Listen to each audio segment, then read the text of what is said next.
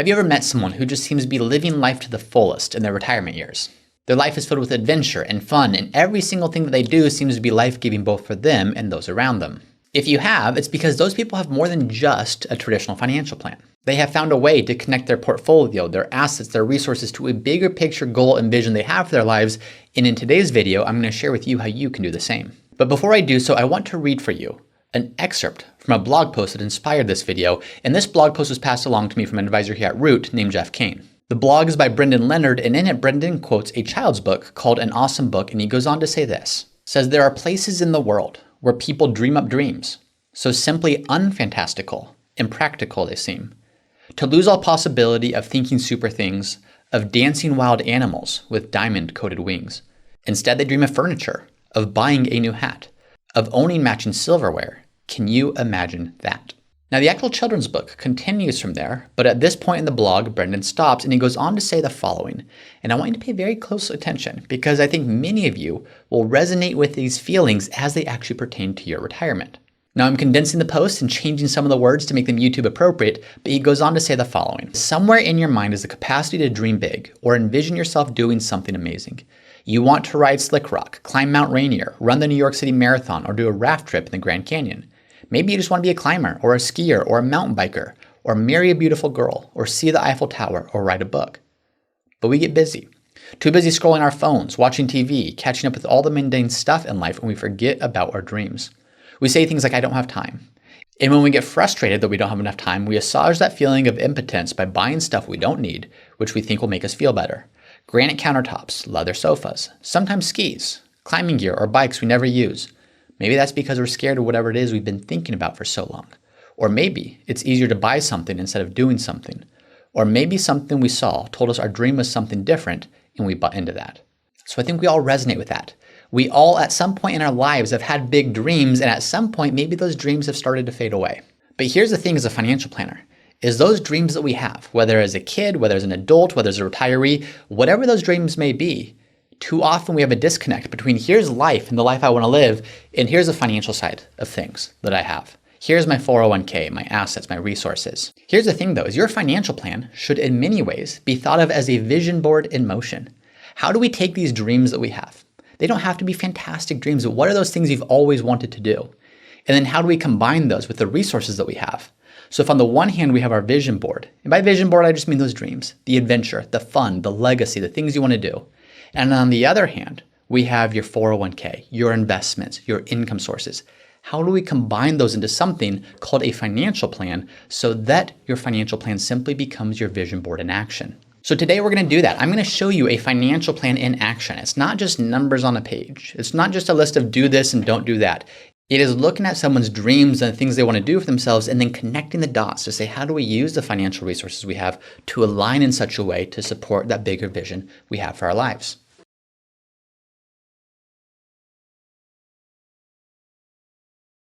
So let's take a look at Brad and Vicki here. Brad is 63, Vicki is 61. Don't pay too close of attention to the numbers here. The numbers are just placeholders. Your numbers will be different. They might be more, they might be less. What I most want to show you is how do we connect these to the life that Brad and Vicki want to have, because that principle should be the same for all of us. So Brad and Vicki, they have some cash, they have 401ks, they have joint accounts, they have some Roth IRAs, some IRAs, and they have a property here. Now, as they look at this, this is where most financial plans start and end. Let's look at what you have and are you invested the right way? That's the financial plan, or that's what people call a financial plan. That in no way is helping you. That in no way is actually helping you to live the life you want to live. Instead, we need to connect that to something. We need to connect that to the dream that Brad and Vicki have. And the dream is, yes, we want to be able to live. We want to be able to live comfortably in retirement. But what have you always wanted to do? And in conversations with Brad and Vicki, a 40th anniversary trip to Hawaii, where they can invite a bunch of their closest friends and family and have an incredible time, is something that came up. Let's list that as a goal. Let's list that on what I'm calling their vision board here. What about vacation? What do they want to do to travel? Well, Brad's got some great friends and they like doing surf trips. And what you can see is they're not going to do this every year, but every other year for the next handful of years, he would love to have $25,000 to take some incredible surf trips around the world with some of his closest friends. Vicki wanted to do something similar. Vicki and a lot of her closest girlfriends love to take hiking trips around the US. So they wanted to dedicate a certain portion that would allow that would fund that, so that Vicki could fully pursue that adventure that she loved. And not just that sense of adventure, but that sense of community and that sense of relationship of her getting to do this with some of her best friends. And then the both of them had great travel goals. They wanted to perhaps spend a little bit more on this. Now, this is a good amount, but they said, James, this would be one area that we would ideally like to increase if we could. And so we're going to come back to that. They like to do a lot of charitable giving. And this charitable giving is not just giving money. There's a lot of impact connected to this. There's orphanages that they like to be part of building in Mexico. So they both like to contribute with the time invested. And they also like to support financially to be able to do some things that are near and dear to their heart. Their daughter's getting married, and they would love to be able to contribute up to $75,000. Now, that's a goal that's going to happen a couple years from now. But again, a financial plan, not just thinking of it as the numbers, but thinking through, what do you want life to look like? What's important to you? And that family support, doing something for their daughter, is very important, so they have that here. And then a car purchase. They like having nice cars. They wanted to be able to, every 5 years, purchase a new car. So essentially saying each of them would keep their current cars for 10 years or so and setting aside an amount to do that. So these aren't just numbers that are going to be the same for every single person. Think of this as their vision board. Yes, sometimes a vision board is very woo-woo. It can have the sense, oh, just put it out there, and it's very passive. But that's not what I'm talking about here. What I'm talking about here is dreaming big dreams, dreaming about that adventure, that fun, that meaning, that legacy. And you can see that in the surf trips, the hiking trips, the world travel, the charitable giving, the family support, the lifestyle they want to be able to maintain throughout their retirement. This is the vision aspect of what they want to do. And what we've simply done is we've connected numbers to that. We've put tangible numbers to that. So as we look at their plan, we can come in here and say, is this doable? Is this possible? What does this look like? What is your portfolio going to look like from the time that you retire? And is this going to be enough to support your goals? Now, as we look at this, they appear to be on good track. They're at a fairly high percentage in terms of probability of success. But I mentioned a couple of things. One is this travel goal here. In a perfect world, they would love for this number to be $45,000. Now, this is where it's again important to note the specific numbers here don't matter. Yes, for them they do. But as you see these numbers, you might look at this and say, my numbers are higher or lower, and that's perfectly fine. The principle and some of the details that follow is what I want you to pull away from this, as opposed to getting too focused on some of the specific numbers. But as we do this, we say, could you spend more? And we start looking at this and saying, okay, maybe not a probability of success, maybe not the confidence that we would have to say, yes, you can both pursue your dreams and be reasonably well assured you're going to be completely fine for the rest of your retirement. That's where dreaming, we start to problem solve a little bit. We can say, okay, you know what if you wanted to do this? What if that was the priority? To be able to spend more on travel and take the types of adventure you want to take. Are there other things we can change? And to them, they looked at this and said, well, we don't actually need as much maybe on a monthly basis. What if we trim that down? Still a healthy amount, but cut that from $9,500 per month to $9,000. Well, now we're getting back closer to where we might want to be. Another thing they talked about is they live in a home that's too big for them now. It was great when they were raising a family, but it's probably too big for them. And downsizing is something they're likely going to do.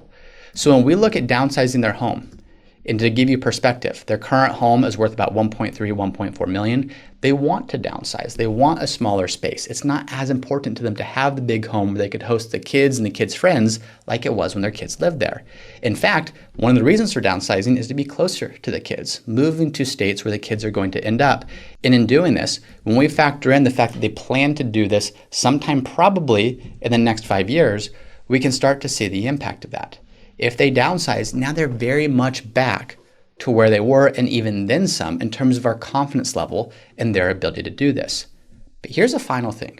We're not just looking at probability of success saying this is driving all the decisions. What we really want to know is how do we connect the dots between the 401ks, the IRAs, Social Security, and the life that they want to live, and the things that Brad wants to do, that Vicki wants to do, that they want to do together. And that's where this page comes into play. This is the ultimate connection of ultimately saying, what are all the different income sources Brad and Vicki going to have? Brad's Social Security, Vicki's Social Security, their total benefit amount. What are those income sources going to look like? What are the expenses they're going to have? Whether it's core living expenses, this is that $9,000 per month adjusted for inflation, healthcare expenses for the both of them throughout retirement, the various goals that they have. So here's the vacations they want to take. Their 40th anniversary trip right here, the surf trips that Brad wants to take, the hiking trips that Vicki wants to take, their combined travel goals. What we started to do is taking that vision, taking those dreams and sort them and organize them and understand every single year, what is this going to look like? wedding goals, property goals, gifting that they want to do. So how does that work? And ultimately, what this is showing us what does their portfolio need to do? Where are they pulling money from their portfolio such that we can go and we take this information and we can ultimately tie that to each specific account to say, where are we taking money from each year? And in their plan, they're planning to draw down their taxable account first. And then what do they start taking from their taxable account? Their 401ks, their IRAs. How do we connect all the dots? Not just to look at numbers on a screen, not just to crunch numbers to say, here's a Monte Carlo probability of success. What I want to emphasize here is all this is done in service of those dreams that they have, the bigger picture, the life they want to live. So look at the finances, but if we're just looking at the finances in a vacuum and just looking at the life we want to live over here, there's a disconnect. So the financial plan shouldn't just be a strict set of rules. It shouldn't just be numbers on a page. It should be a way to translate the dreams that you have into action. Specifically, what action should we take from the financial side to allow us to live all this? So as we start to wrap this up, I want to read again an excerpt from this book. And keep in mind, this is a children's book, but there are so many things here that I think all of us can relate with. I'm starting partway through, but it says, yes, there are places in the world where people dream up dreams, so simply unfantastical and practical they seem. To lose all possibility of thinking super things, of dancing wild animals with diamond-coated wings. Instead, they dream of furniture, of buying a new hat, of owning matching silverware. Could you imagine that? Instead, they lay awake at night wishing for a car, not one that runs on jelly beans, but one that's regular. They dream of breakfast sandwiches, they dream of telephones. Sometimes they even dream of dreams that aren't even their own. Yes, there are places in the world where dreams are almost dead. So please, my child, do keep in mind before you go to bed. To dream a dream as big could ever dream to be, then dream a dream 10 times as big as that one dream you see. Then once you've got that dream in mind, please dream a million more.